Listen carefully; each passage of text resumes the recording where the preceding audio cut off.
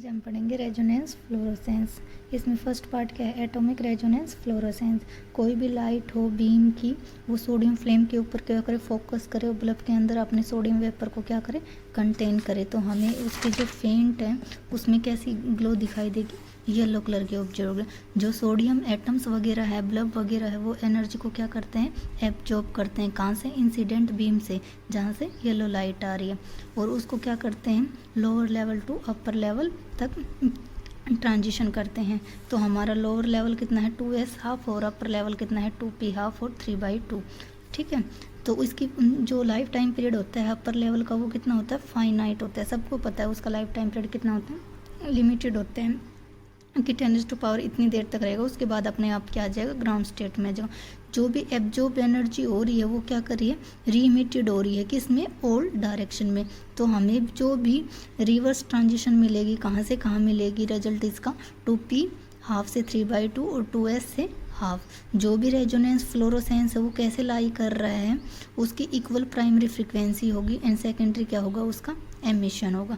उसकी फ्रीक्वेंसी तो हर जगह क्या होगी, इक्वल होगी, प्राइमरी में और सेकेंडरी में उसका क्या हो जाएगा, एमिशन हो जाएगा। जब हम कंपैरिजन करते हैं लाइट का, कोई सी भी बल्ब वगैरह से डायरेक्टली क्या हो रही है, वो पास हो रही है, तो हम उसको क्या बोलते हैं, वहाँ पे वेपर है, ना कि सोडियम लाइट है, सोडियम की वेपर्स प्रेजेंट है वहाँ पे। ठीक है, जो डिफरेंस है टेम्परेचर ऑफ द एटम्स में और फ्लेम्स ऑफ दोज बल्ब में, वो क्या है, higher temperature move more rapidly करता है। जो डोपलर इफेक्ट है ब्रॉडनेस लाइट का, वो क्या करता है, लाइट को इमिट करता है।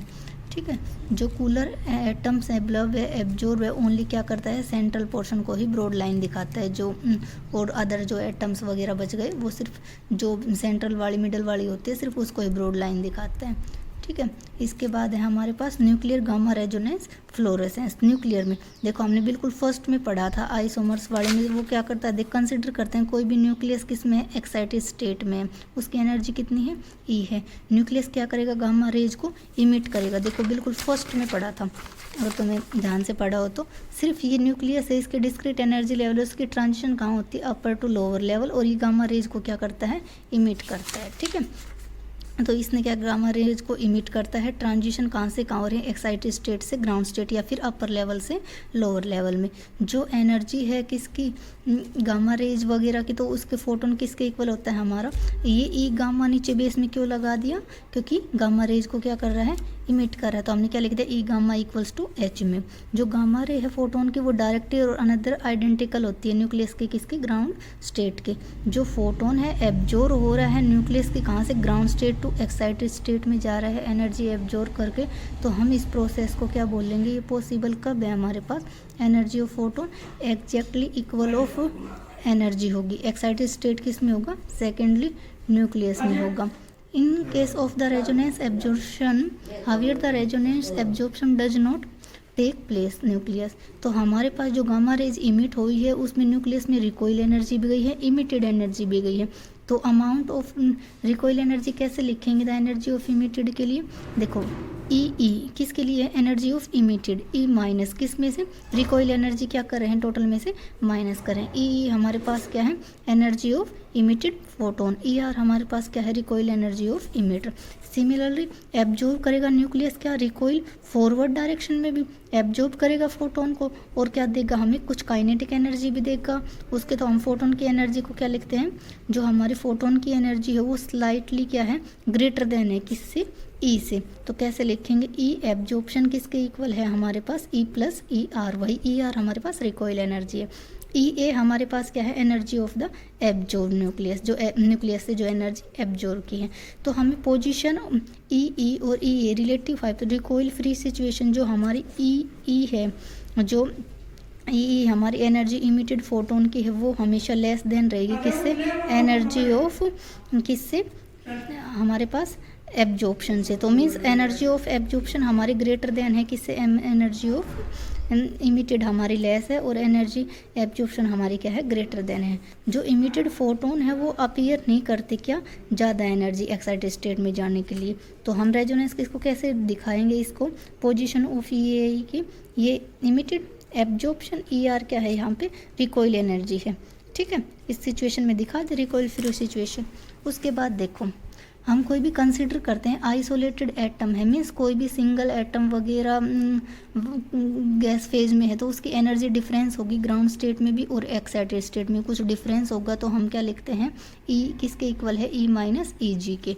देखो बिफोर एमिशन और आफ्टर एमिशन क्या इफेक्ट पड़ता है, कोई भी दो पार्टिकल है हमारे पास कंसिडर किया आइसोलेटेड किया हमारे पास एटम्स है, उसकी बिफोर एमिशन वेलोसिटी कितनी थी वी एक्स, आफ्टर एमिशन उसकी वेलोसिटी कितनी है वी एक्स प्लस वी, एक फोटोन को क्या कर रहा है म्यू फ्रीक्वेंसी, मोमेंटम यहाँ पे बिफोर एमिशन कितना था m v x, after emission कितना है m v x plus E gamma rays को इमिट कर रहा है बाई सी, एनर्जी कितनी थी before emission E plus m v x square by two, फिर इसके बाद क्या होगी m v x plus v by two E gamma, gamma rays को तो हमेशा क्या करेगा ये इमिट ही करेगा, किसमें आफ्टर एमिशन के बाद में। तो ये था हमारा एनर्जी और मोमेंटम इसमें गामा एमिशन प्रोसेस में।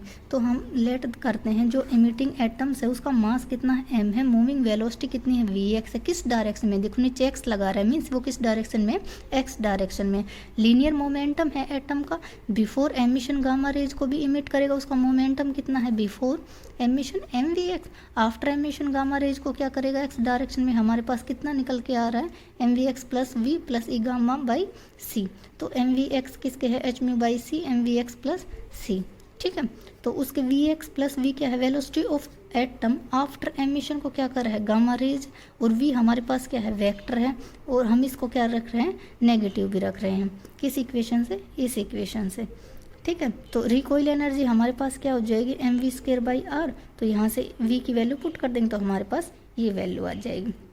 बिफोर एमिशन गामा रेज हमारे पास क्या है टोटल एनर्जी क्या होगी ग्राउंड स्टेट में, मीन्स वो किस में है रेस्ट में है, तो देखो बिफोर एमिशन हमारे पास एनर्जी कितनी है E plus m v x square by two, तो m v x square by two, after emitting gamma rays क्या करेगा इमिट करेगा और न्यू वेलोसिटी देख के कितनी हो रही है वी एक्स प्लस वी, देखो यहाँ पे हमारे पास आफ्टर एमिशन क्या हो रहा है v x plus v, velocity में क्या आ रहा है चेंजमेंट। टोटल एनर्जी कैसे लिखेंगे सिस्टम की E gamma plus E m v by square, देखो ये हमारे पास क्या है टोटल एनर्जी है किसमें आफ्टर एमिशन के बाद में।